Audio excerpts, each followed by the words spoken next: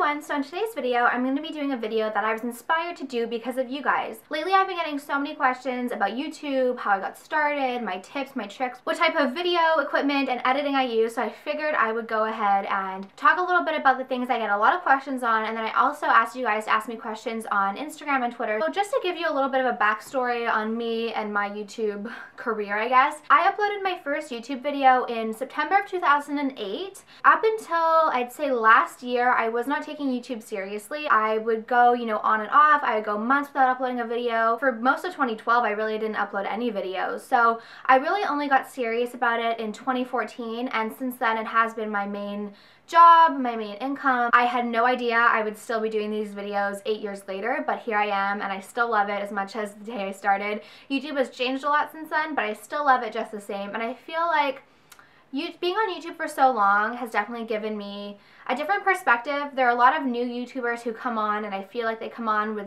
solely the intention of being famous or getting money. I feel like people who've been around for a long time, they kind of have a different approach to it. And in turn, I feel like sometimes they're a lot more genuine. So I'm not saying every YouTuber who's newer is not genuine, but I feel like YouTubers who have been on YouTube since, 2007, 2008, kind of have a deeper appreciation for YouTube in general. And that kind of leads me to the next point. I get a lot of messages that make me cringe. They're like, I want to start making YouTube videos so I can make money, or I want to start making YouTube videos so I can become well-known or famous. The perks of YouTube are great. Companies will send you freebies or products to sample just because I want to get your opinion, and also it's free publicity for them.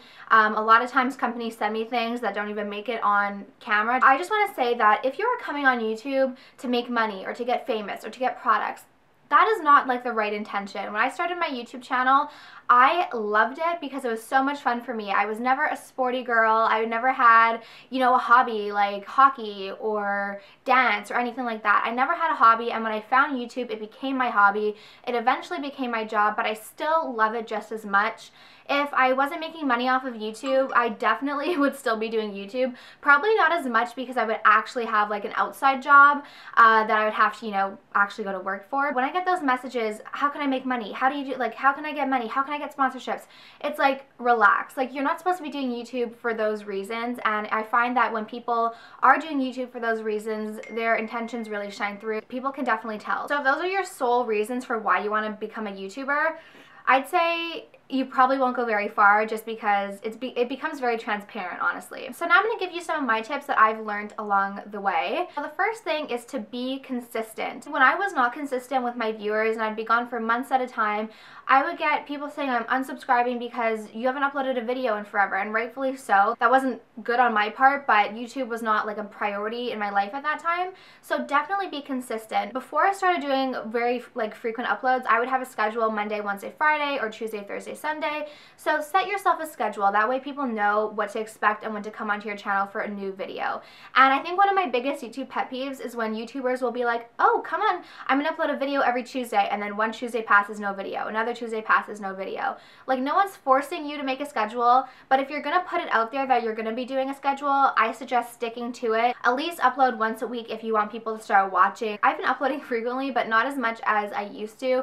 I was doing everyday uploads for a while, and it's just not feasible right now with my schedule, but I still like to make sure I get up at least 1 to 3 videos a week, and I'm trying to get better about pre-filming, but I've just been so busy that sometimes it is hard. But yeah, definitely give yourself a schedule, or at least upload once or twice a week. My next tip is to get a good camera. You don't need to spend $4,000 on a camera. Hell, you could probably use your iPhone camera. I know I uploaded a haul a couple of weeks ago that was filmed on my iPhone 5 camera. I have an iPhone 6, but I also have an iPhone 5 for vlogging. So as long as you have good lighting, like, I'm not using any artificial lighting right now. It is all natural light.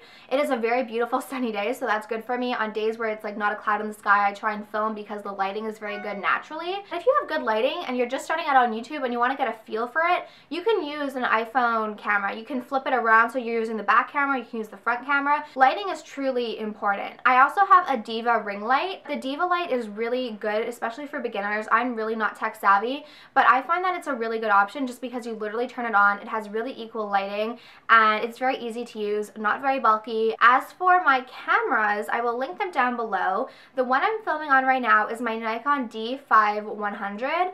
I got that for my 16th birthday and it's still kicking, so you can actually still get this camera on Amazon and it's pretty cheap. I'll link it down below. I know when I got it, it was over $1,000, but I think it's much lower now because it has been 4 years. But yeah, you don't have to get the latest and greatest with cameras. For my channel, I think I see people using microphones and everything like that, and while I think that's great, I personally have never felt the need to get like a microphone or anything like that just because I'm sitting so close to the camera. I don't know why I need a microphone, and the quality of the sound is pretty good in my opinion. I've never had any complaints, so that's why I don't have like a microphone or super fancy things or like monitors. Some people get really intense about it, and that is totally okay, but for me, it's not where I'm at right now. I don't need monitors, I don't need 4,000 lights, I don't need a microphone, I don't need everything like that. I just film simple videos. So yeah, so I'm using the Nikon D5100 right now, and then I also have this camera. It is the Sony, what is it, A5000 I think? A lot of YouTubers use the Canon G7X.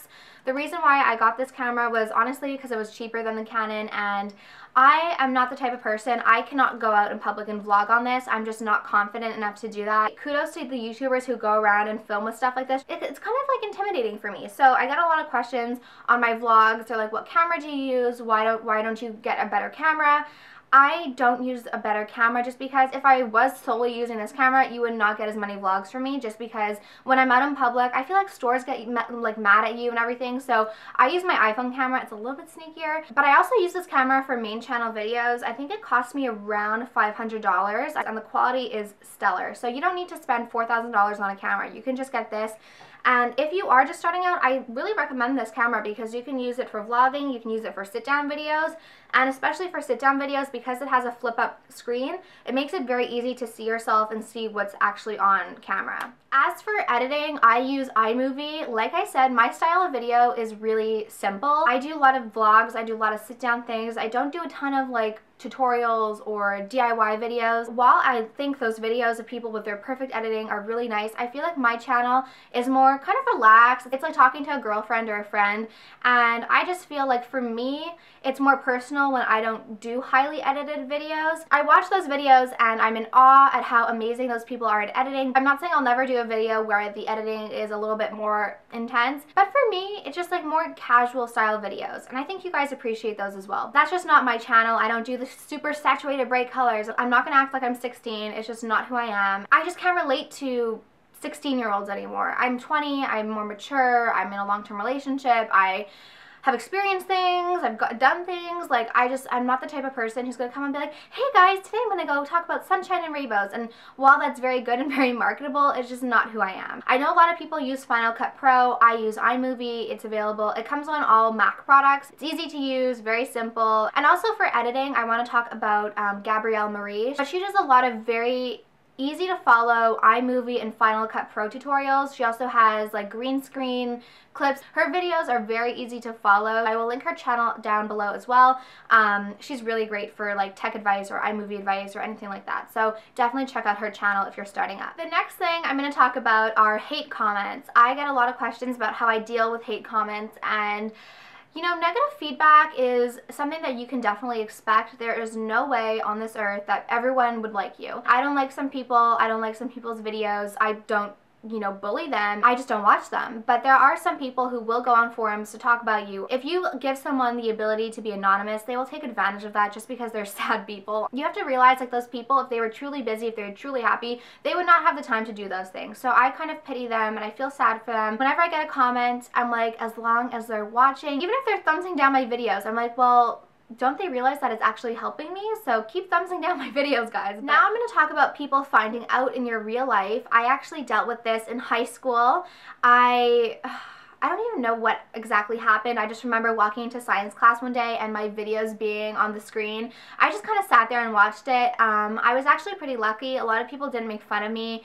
I think you know, people in high school can be mean, but because I didn't give them a reaction, they didn't feel like they had anything to hold over my head or to make me feel bad about. Just don't give them a reaction. They want a reaction. People who crave drama just want a reaction. So if you don't give them a reaction, then you're taking that power away from them. So that is my advice about people finding out. So now I'm going to go through the comments on my Instagram post and answer some questions that I haven't actually answered. So are you part of a network like some other YouTubers?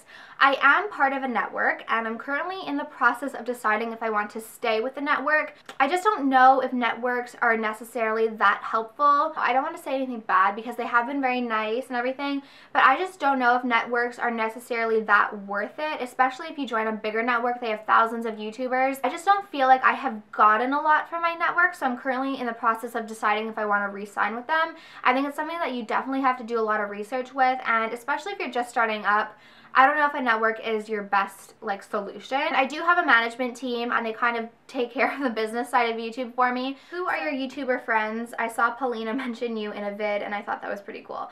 So for me on YouTube, I am not friends with people to leech off of their subscribers or to get shout outs. When I'm friends with someone, it's because I genuinely like them as a person, and sometimes that bites you in the ass, but you live and learn. I do have a lot of YouTube friends, but I don't expect them to talk about me in videos. I don't expect to gain anything from them because in my opinion, a friendship, you know, it's give and take, but I'm not using them to leech off of them. But at least for me, I don't like to use my friends, so that's why I guess you don't hear me talk like a lot about them. What is an aspect mostly underestimated by non-YouTubers?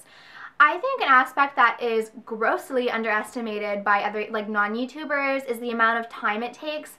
Sitting down and filming like a sit-down video like this can take up to like 40 minutes depending on the video, and then you have to go in and edit it, and I edit, like I do a once-over and then I rewatch it and then I do like another edit, and then you have to export and upload and put the links and, you know, respond to comments and Instagrams and tweets and everything like that. So it's a lot of time. I know a lot of people say like, oh, it's so easy, they get paid for sitting on their asses, they don't have to do anything.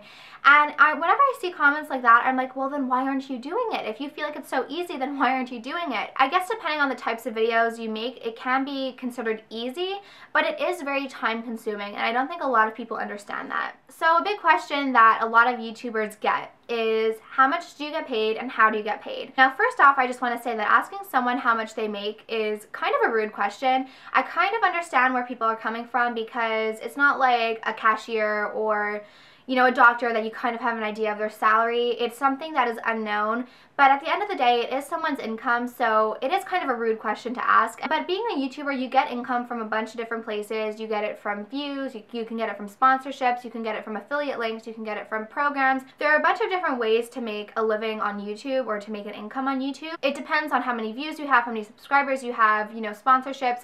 If you are just starting out on YouTube and you want to get like little sponsorships, FameBit or Grapevine or Revfluence, you just write up like a little proposal and then send it to the brand, and if the brand likes you, they will contact you.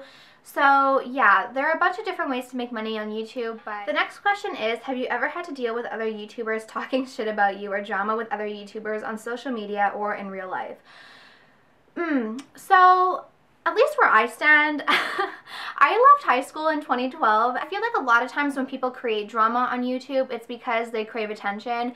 And so if someone wants to start drama, I'm just not going to respond, just because I feel like for me, YouTube is not about drama. It's not about catfights. It's not about unnecessary negativity. At least for me, YouTube is not about leeching off of people or backstabbing people. For me, when I make a YouTube friend, I really treat them as a friend. I don't have a lot of friends in real life. I have a close-knit group of friends. Like I said before, when I have friends on YouTube, I don't become friends with them to leech off of their subscribers or to leech off of their views or anything like that. I view people as like my real friends on YouTube. I've made friends with people who don't even make videos on YouTube. And if someone wants to be purposely hurtful or purposely wants to start drama, it's just unnecessary in my life, and I feel like the best way to deal with it is just not to deal with it. I read a quote once, and it's like, if you amuse a fool, you become part of a circus. I guess my tip if people try to start drama with you is to just be the bigger person, take the higher road, and don't stoop to their level. How much time does YouTube take in your life? Can you compare it to 40 hours a week jobs? I think it depends on how many videos you upload, how involved you are with your channel, and everything like that. I feel like with YouTube, you never get a break. With other jobs, once you leave the workplace, you're gone. Like, you're not in your work zone anymore. But at least for me,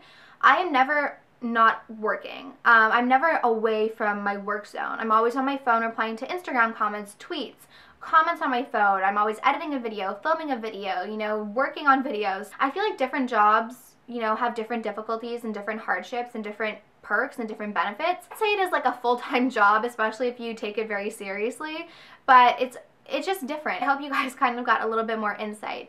So with that, let me know if you have any other questions. And if you guys want me to do another video talking more about YouTube, I'm definitely open to that. So leave your questions down below. Thank you all so much for watching. I hope you have a great day, and depending on when you watch this, and I will talk to you soon. Bye.